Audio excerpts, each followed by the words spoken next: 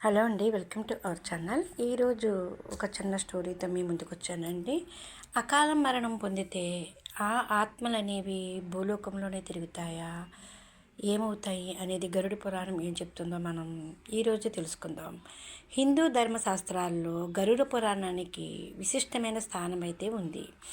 మనిషి పుట్టుక, కర్మలు, మరణం, ఆ తరువాత ఆత్మ సాగించే ప్రయాణం గురించి ఈ గ్రంథం అయితే సవివరంగా వివరిస్తుంది.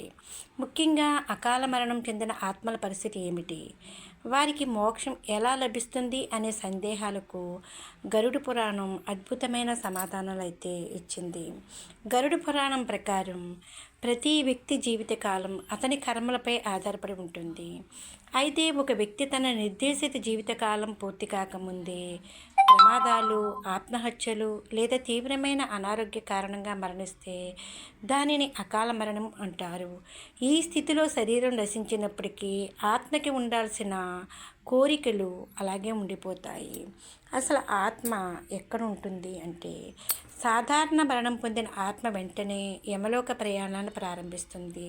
కానీ అకాల మరణం చెందిన వారి ఆత్మలు తమ కోరికలు తీరకపోవడం వల్ల ప్రలోభానికి లోనే ఈ లోకంలోనే తిరుగుతూ ఉంటాయని గరుడ పురాణం అయితే చెబుతుంది. వారి సహజ జీవితకాలం పూర్తయ్యే వరకు ఆ ఆత్మలు భూలోకానికి పరలోకానికి మధ్య ఊగిసలాడుతూ ఉంటాయని తెలిపింది. ఆత్మకు శాంతి చేకూరాలంటే ఏమి చెయ్యాలి? అకాల మరణం చెందిన ఆత్మలకు విముక్తి కలిగించడానికి శాస్త్రం కొన్ని ప్రత్యేక నివారణలు అయితే సూచించింది. ఒకటి, పిండ ప్రదానం. గయా లేదా ఇతర పవిత్ర తీర్థక్షేత్రాల్లో పితృకార్యాలు నిర్వహించడం వలన ఆత్మకు సంతృప్తి అనేది లభిస్తుంది. ఇక నారాయణ బలి పూజ. అసాధారణ పరిస్థితుల్లో మరణించిన వారి కోసం ఈ ప్రత్యేక పూజ నిర్వహిస్తారు. ఇది ఆ ఆత్మ మార్గంలో ఉన్న అడ్డంకులను అయితే తొలగిస్తుంది.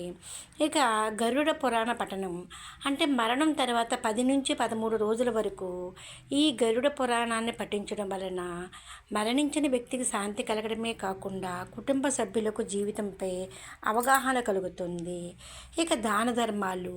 ఆకలితో ఉన్నవారికి అన్నదానం చేయడం, అలాగే బట్టలు, నీరు అందించడం వలన ఆత్మ ప్రయాణం అనేది సులభతరం అవుతుంది అంటారు.